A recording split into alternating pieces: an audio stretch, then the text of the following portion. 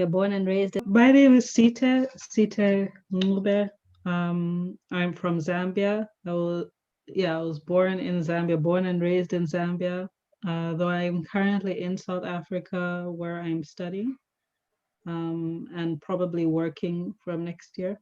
Um, yeah, so what I do, so currently I'm doing a lot of things, like I mentioned earlier.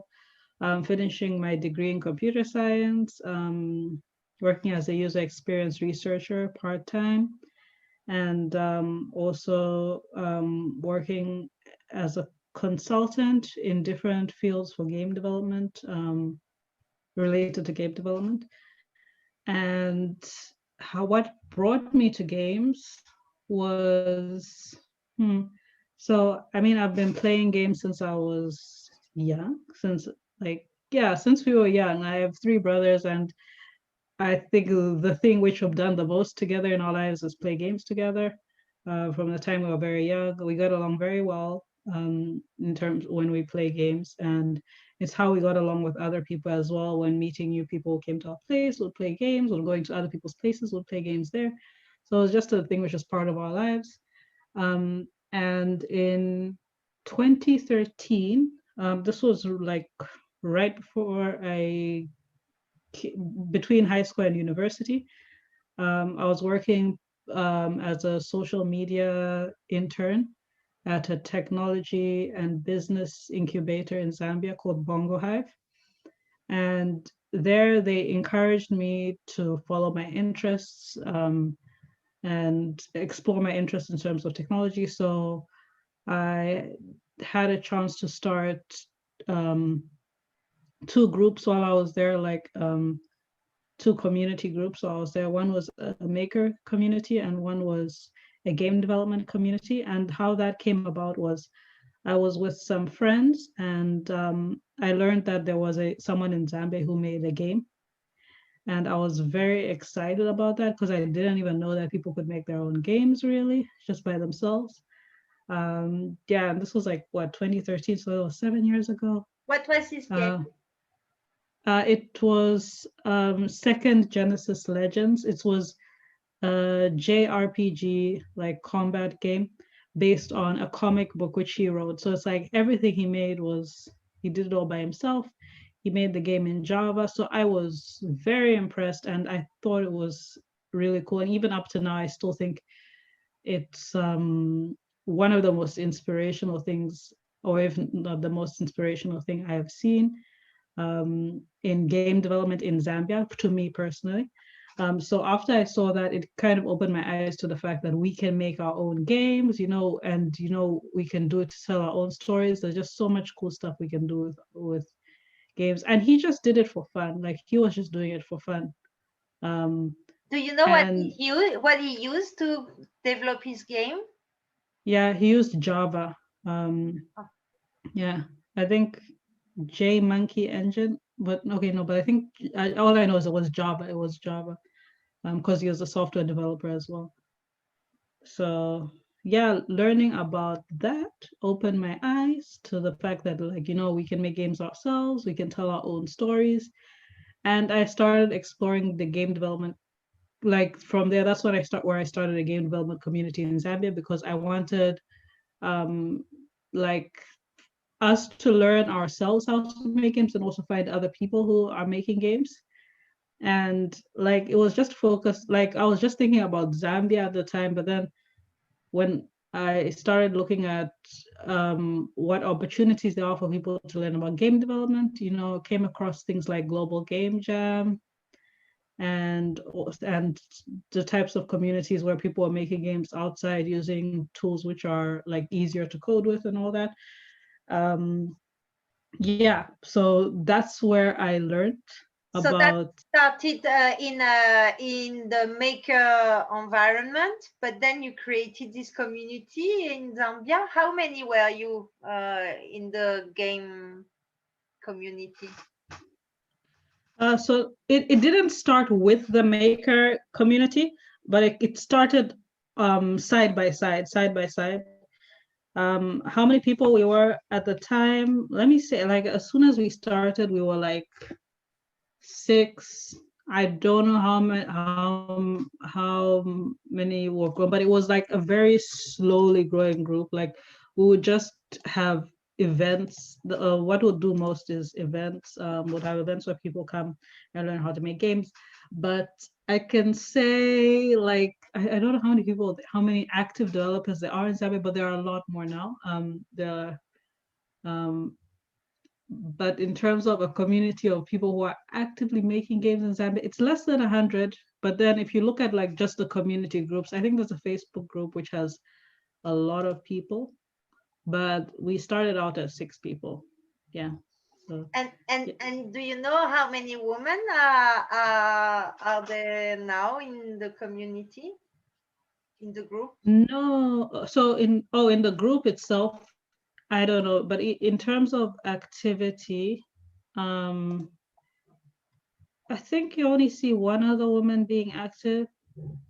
And that's actually the reason why I started Prosarium, because I, I I mean I started this community, or I started the community began in like 2013. And over the years, like, even though I was in a community, I was in other community spaces, like I was in a Women in Tech Zambia community, and I just have other friends in Zambia who are really cool women. But then I was wondering why we never see women in the game development events. So that's where I got the idea of looking very specifically at that. And we started hosting women game development workshops at the beginning of every year, starting in, I think, 2015. Yeah. And through my experience hosting that, um, Sorry, I decided. I didn't mean to interrupt you, but I wanted to know a little bit more about these workshops, where you were giving them to who, in which context, what they were learning. Okay. So first, the workshop kind of started to get more participants, to get more women participating in Global Game Jam, because I think the first 2 years of our game development community, the only people who were there were only 2 women showing up at game development events. And I thought, since I'm a woman, and one of those women was me as well. So, and I thought, since I'm a woman, it shouldn't be like this. Like, I should be able to have more women at these events if I'm representing as a woman. So I was trying to find out what the reason was, and I thought let's try and host a very specific event for women, just to get more people, like show more people that they can do this, like, and yeah, encourage them to participate in Global Game Jam. When I was hosting the event, someone asked me the question. They asked me, how do I react to, or how do I deal with the way guys treat me in the community? And at that time, I never even really thought about it. But then when I during that event, I thought, after she asked me, I thought about it, and I was like, yeah, I actually don't like the way guys treat me. And um I wasn't really doing anything about it at the time, but I did open up and say, like, yeah, guys can be like this sometimes, like, like always asking you questions, and they behave funny when they find out that you're interested in games, so you can't really work comfortably and all that stuff.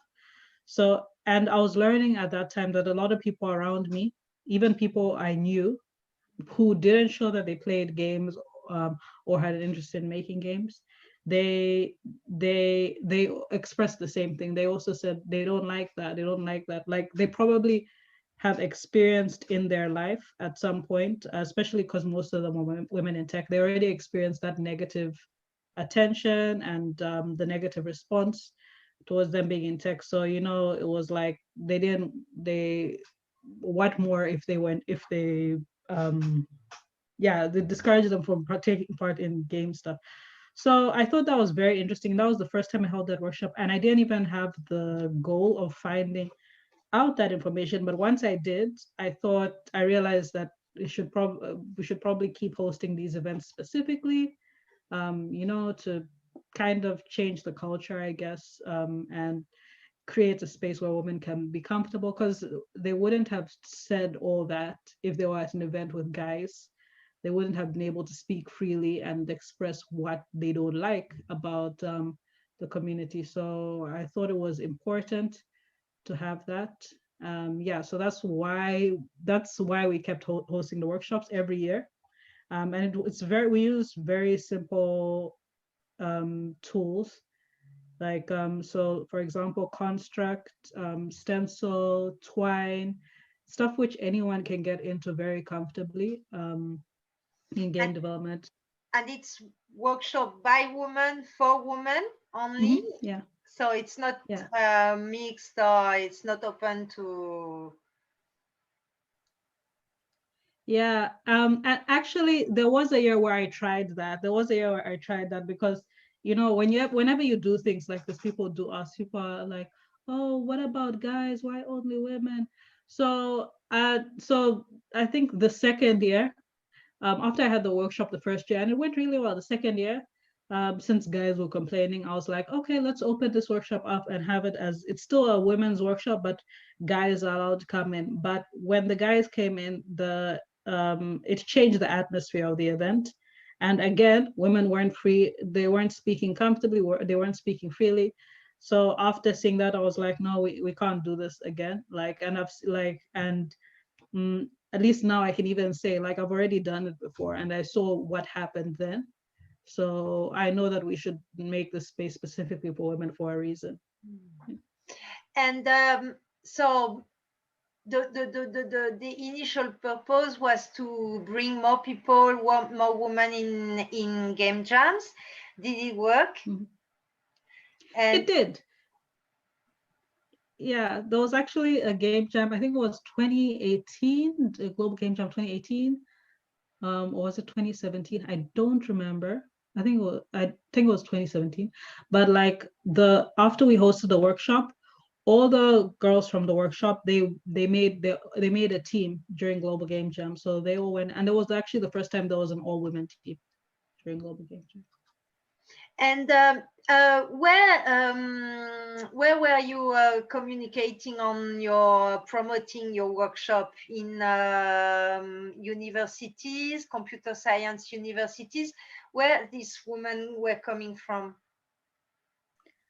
So most of the time it was just within communities that I was already a part of. For example, the women in tech community in Zambia, because I mean, they've already done a lot of outreach with that. I just thought it was the right place to advertise that. So it's mostly in groups like that, tech incubators, among my friends. I do have a lot of women friends who are interested in games and stuff, but like maybe it's not something which they'll put in their career.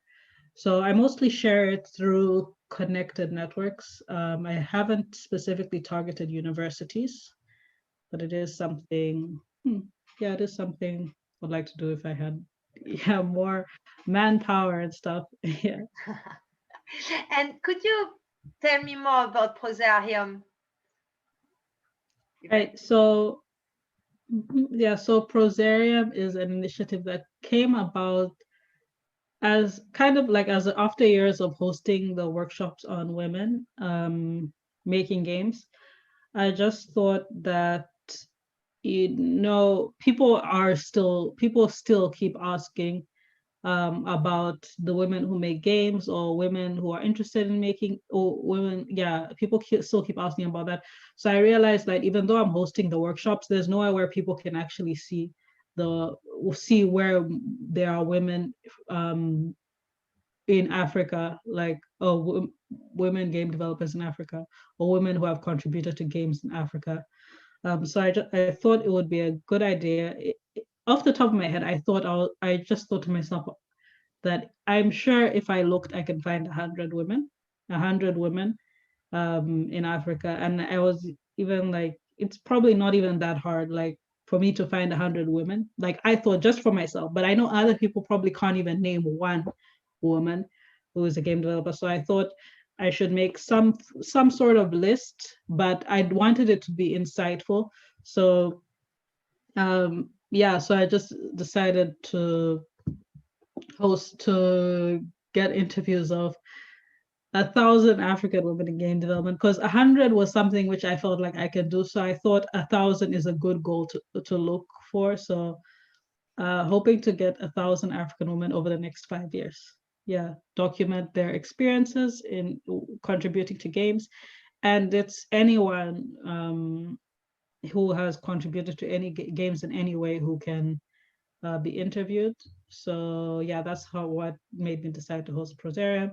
I thought maybe this will make a better difference. And also I can still host workshops, and even the people who have hosted in workshops can still volunteer in this. But I thought that it would be something which is more like permanent, or something which you can actually see, where you can actually see the progress happening. Yeah.